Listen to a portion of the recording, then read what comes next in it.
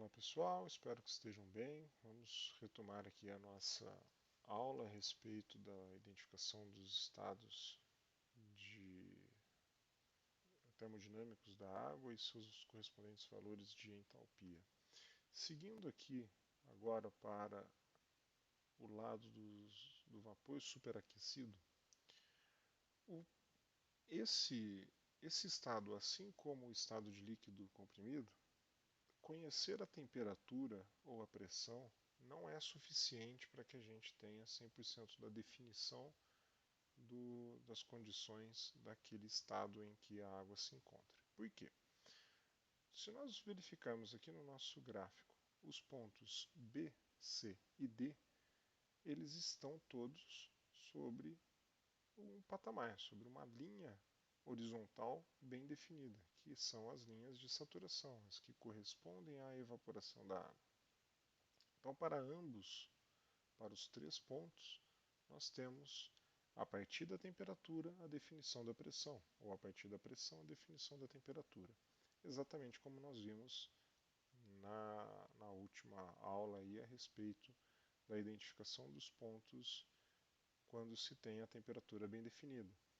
Uma vez que a temperatura é a temperatura de evaporação, é a temperatura de saturação, automaticamente o valor da pressão também está definido.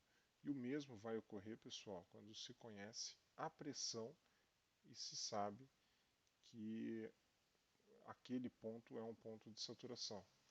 A mesma tabela que a gente estava verificando, ela tem uma parte em que os dados de entrada são os dados de pressão. Então, os mesmos valores, as mesmas informações de entalpia e entropia, que nós ainda não falamos sobre, quando se tem a pressão como dado de entrada e não a temperatura. Muito bem. Então, para estados de saturação, os pontos estão bem definidos. Nós vamos agora falar da condição de água no estado vapor superaquecido. Para o vapor superaquecido, nós temos que conhecer, portanto, a pressão e a temperatura. Então, o par, que não necessariamente vai ter um único valor associado. Se nós verificarmos aqui no nosso gráfico, no nosso desenho, vamos assumir aqui a temperatura dos 300 graus Celsius. Conforme a linha da temperatura no lado aqui do vapor superaquecido vai caindo, então eu vou avançando para a direita e, portanto, vai caindo, a pressão vai mudando. Olha lá o eixo vertical, pressão. Então, conforme a temperatura cai, ou melhor, a temperatura é constante, mas eu caminho sobre a linha da temperatura, a pressão cai. Então, toda vez que o líquido se transforma em vapor, vapor superaquecido, e eu continuo na mesma temperatura, na condição de vapor superaquecido, a pressão precisa cair. E é exatamente o que a gente observa aqui no nosso gráfico. Então é preciso conhecer qual é a pressão lá no ponto E e qual é a temperatura do ponto E. Vamos assumir, pessoal, que esse ponto E, só para facilitar a nossa vida nesse primeiro momento de análise, ele está a 100 kPa. Né? Ele está aqui sobre a linha. Sobre a linha não, né? Mas ele está mais ou menos alinhado com a linha de 100 graus Celsius de temperatura. Vimos que para 100 graus Celsius a pressão de evaporação da água é 101,3 kPa. Então eu vou arredondar nesse primeiro momento, só para facilitar a nossa análise, para 100 kPa. Então vamos assumir que o ponto E ele está num parzinho lá de temperatura e pressão.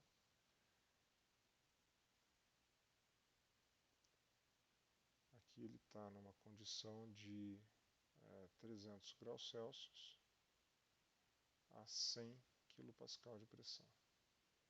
Então, a 100 kPa e 300 graus Celsius.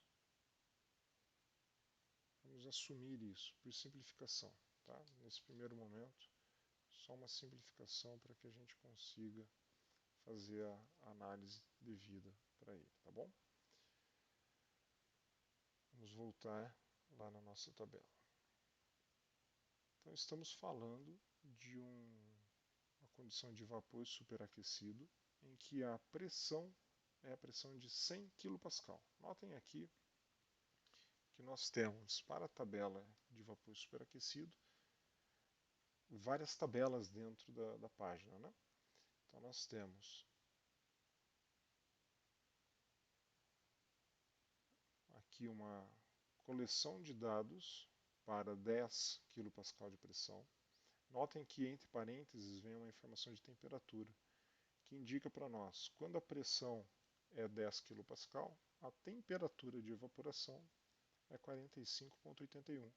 Ou seja, não vai aparecer aqui para nós, nessa tabela, nenhum dado correspondente a vapor superaquecido para temperaturas inferiores a 45,81 graus Celsius, porque abaixo dessa temperatura sequer existe vapor. Então só faz sentido falarmos de vapor e, consequentemente, de vapor superaquecido para temperaturas superiores a 45,81, que é justamente a pressão, a temperatura de evaporação a 10 kPa de pressão.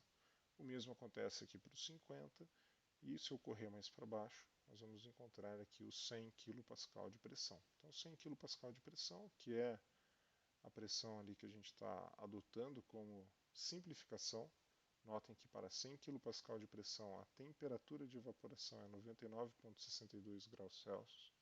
Nós temos lá 100 graus Celsius e não 99,62, mas dada aí a proximidade, para facilitarmos a análise, a gente está aproximando 100 kPa para 100 graus Celsius, tá bom? Mas o mais apropriado nesse caso seria fazermos uma interpolação desde que nós conhecêssemos exatamente qual é a pressão de operação. Mas isso a gente vai deixar para uma próxima discussão. O dado que a gente está buscando é de entalpia. Ele está aqui, ó. É a primeira, segunda, terceira, quarta coluna. Então eu quero o dado de entalpia na quarta coluna para uma pressão de 100 kPa a uma temperatura de 300 graus Celsius. Então, primeira coluna, segunda, terceira, quarta coluna. 3074,28. 3074,28 graus Celsius.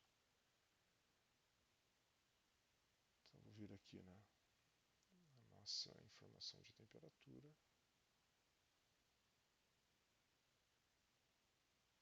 Esse é o ponto E, né? 3074,28 kJ por quilograma. Então, mais uma informação aí de temperatura, de entalpia, perdão, extraída das nossas tabelas. 3074,28. Exatamente isso, 3074,28. Para o ponto F, é a mesma análise. Tá? Para o ponto F, nós temos ali uma temperatura de 80 graus Celsius e uma pressão baixa. Nós não sabemos exatamente qual é essa pressão, a gente não definiu nenhum dado de pressão para ela. Mas, por questões aqui de didáticas e de simplificações, para que a gente consiga extrair rapidamente essa informação, nós podemos trabalhar com 10 kPa de pressão. Tá? Vamos assumir aqui uma pressão de 10 kPa e a temperatura de 80 graus Celsius. Tá? Então vou vir aqui, vou fazer exatamente como eu fiz lá para o ponto E. 10 kPa, que ficou ruim, ficou muito em cima do... Então vou colocar aqui, ó, 10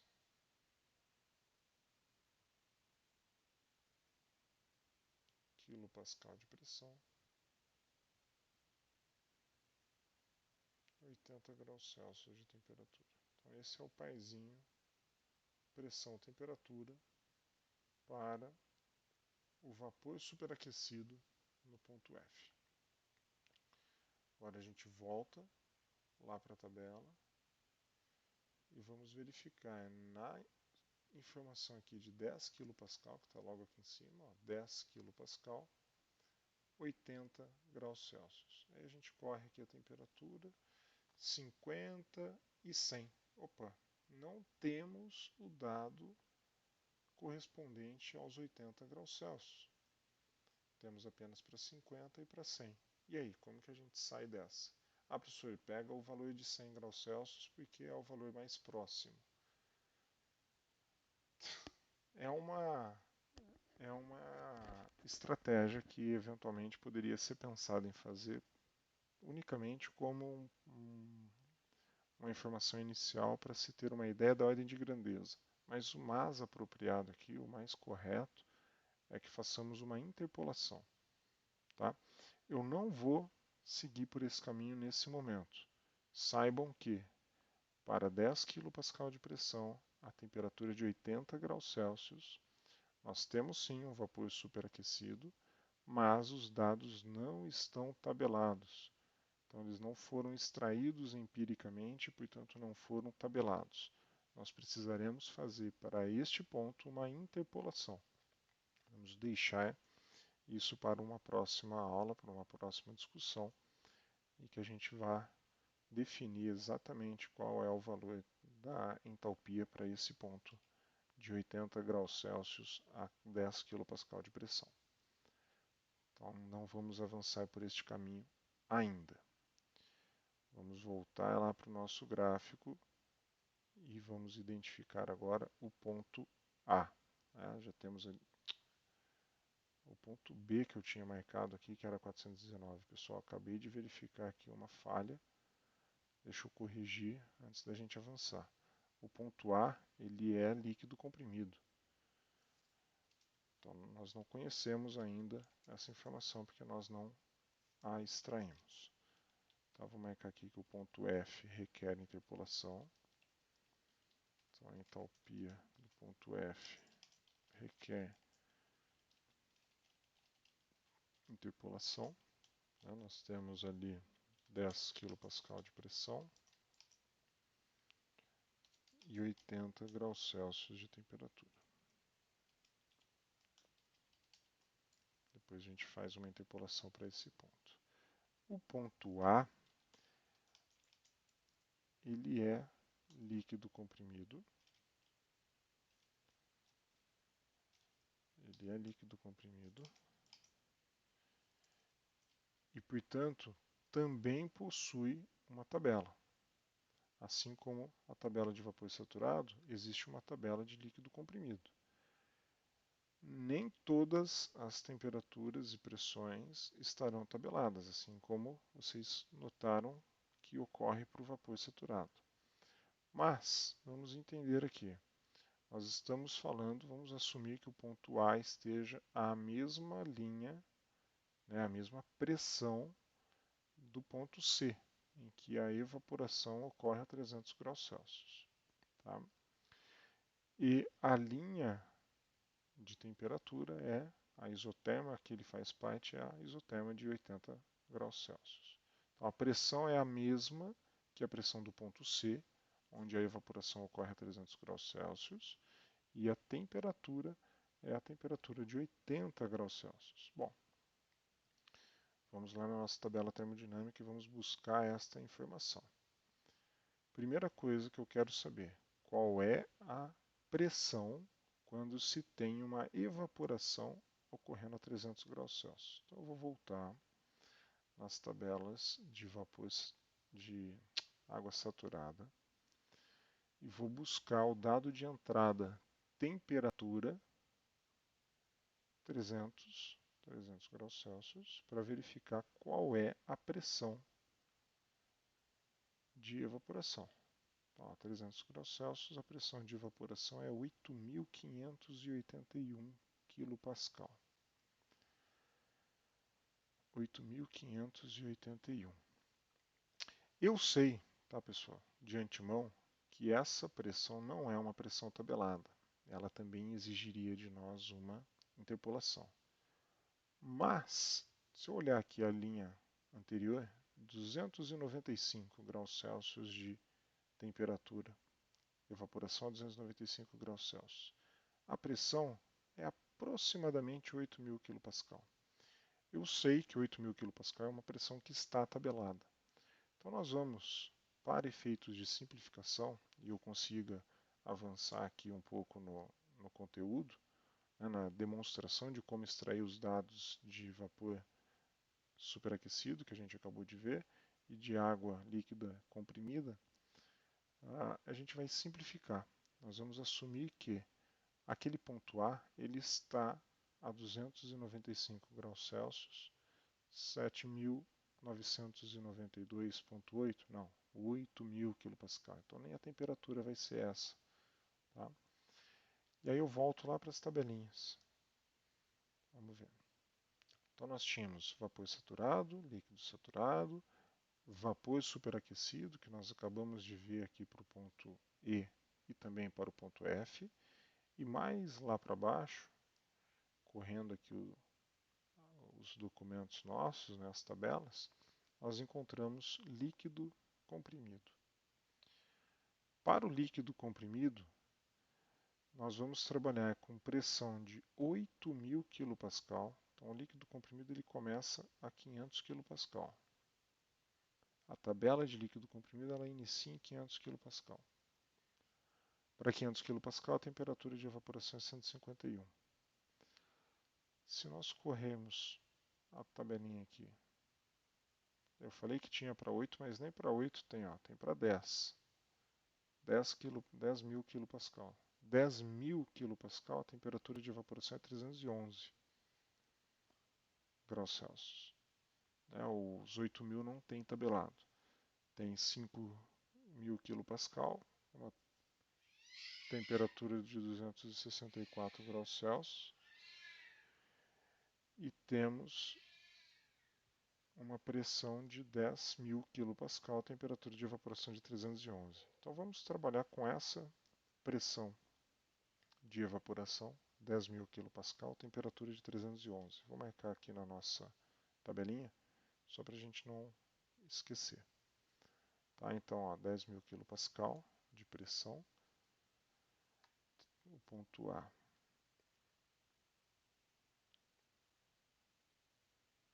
Só para a gente não precisar ficar interpolando aqui também. Porque o processo de interpolação ele é o mesmo, ele não muda. E aí eu demonstro para vocês para o ponto F, e a mesma coisa vai acabar ocorrendo para os demais pontos. Tá? Depois a gente revisita esse cara aqui e fazemos de forma mais apropriada. Tá? Então 311,06 graus Celsius de temperatura. Qual deve ser a entalpia para esse ponto? Kilojoule por quilograma. Opa, joule aqui ficou em minúsculo. Muito bom.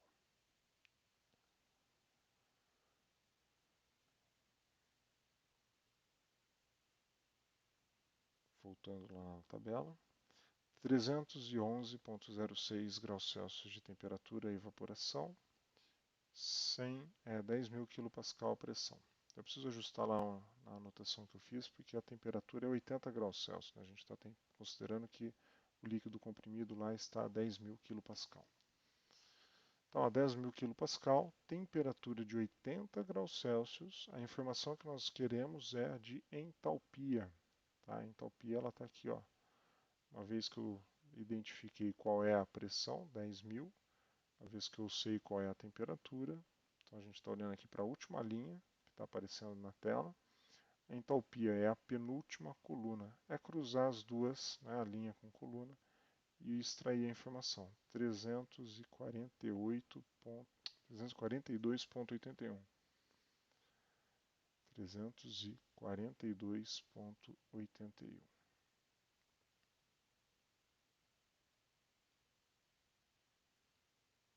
de cara, pessoal, 352,81.